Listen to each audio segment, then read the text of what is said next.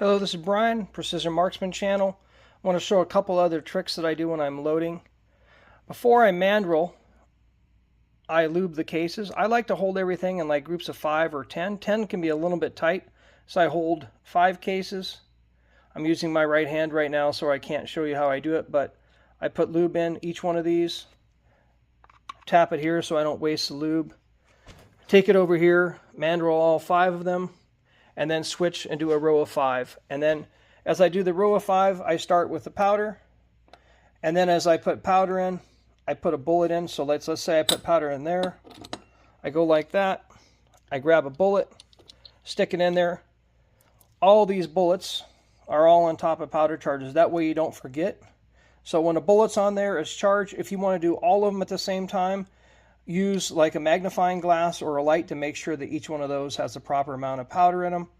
If you spill anything at all, go ahead, pour it back in here. If something is not done quite right, make sure you double check it. You just don't want to have any screw ups. When I do the priming, I also do it in groups of 5. I'll do 5 at a time and then throw them in here if I'm going to prime them right away and then load them right away. If I'm not going to prime them right away, I put them back in here. I put them case neck down. That means they're not ready to load yet. If I put them in here primed and up, that means I've already mandreled them and probably dry neck lubed them, and then they're ready to go for seating the bullet and priming and powder. You can also take a bullet if you want to double lube it and put it in here, and you can lube the bullet, tap it off. But I find that's excessive, especially for hunting. I don't like that much lube. I find that just doing the inside of the case and then running it through the mandrel is enough. And then when I seat the bullet, it's so much easier to seat. I just get a lot more consistency.